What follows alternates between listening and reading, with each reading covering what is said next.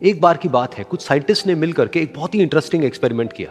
उन्होंने क्या किया कि एक बहुत बड़ा सा पिंजरा लिया, उसके अंदर 5 बंदरों को रख दिया और वहां पर एक सीढ़ी लगा दी। उस सीढ़ी के टॉप पर कुछ केले रख दिए। फिर उन साइंटिस्ट ने क्या किया कि जैसे ही कोई भी बंदर उस सीढ़ी पर चढ़ता केलों तक पहुंचने के लिए, तो ऊपर से ठंडे पानी की बारिश करने लग जाते। तो जैसे ही वो ठंडा पानी गिरता उस बंदर के ऊपर जो कि सीढ़ी पर चढ़ रहा था, वो फटाफट से नीचे आता तो पानी बंद हो जाता।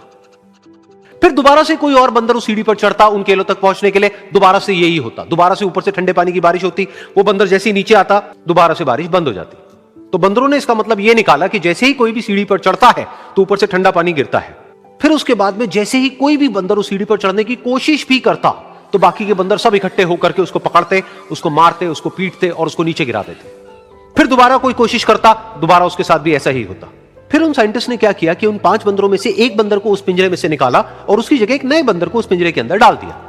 अब उस बंदर को नहीं पता था कि यहां पर क्या खेल चल रहा है।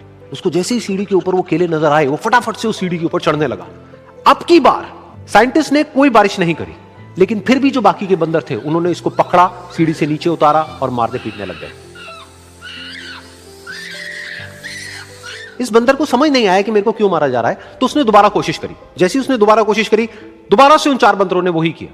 तो अब इस नए बंदर के दिमाग में क्या बैठ गया कि सीढ़ी पर चढ़ना मना है, अगर सीढ़ी पर चढ़ते हैं तो मार पड़ती है। उस सीढ़ी पर चढ़ना क्यों मना है और क्यों मार पड़ती है वो उसको नहीं पता था, बट उसके दिमाग में यह बैठ गया कि इस सीढ़ी पर नहीं चढ़ना है, ना किसी को चढ़ने देना है। फिर दोबारा से उन साइंटिस्ट ने क्या किया कि जो पुराने 4 बंदर थे उसमें से एक बंदर को निकाला और एक नए बंदर को उसकी जगह पर डाल दिया।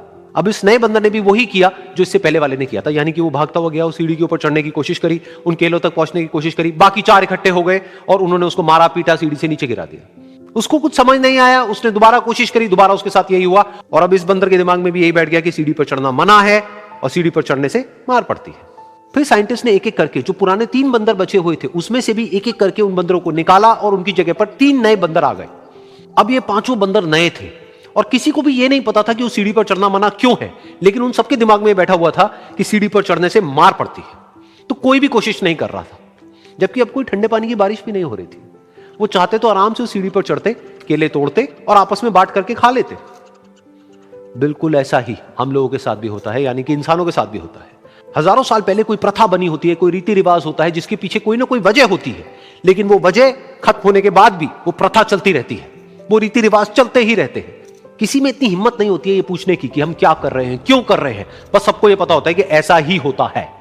तो वो एक्सपेरिमेंट जिसके बारे में अभी मैंने आप लोगों को बताया, यानी कि वो बंदरों का एक्सपेरिमेंट, उसमें तो बेचारे बंदर हैं, जानवर हैं, उनको नहीं पता है कि क्वेश्चन कैसे पूछते हैं। लेकिन अगर हम इंसान होने के बावजूद भी क्वेश्चन ना करें तो हमारे में और जानवरों में क्या फर्क है, सोचिए।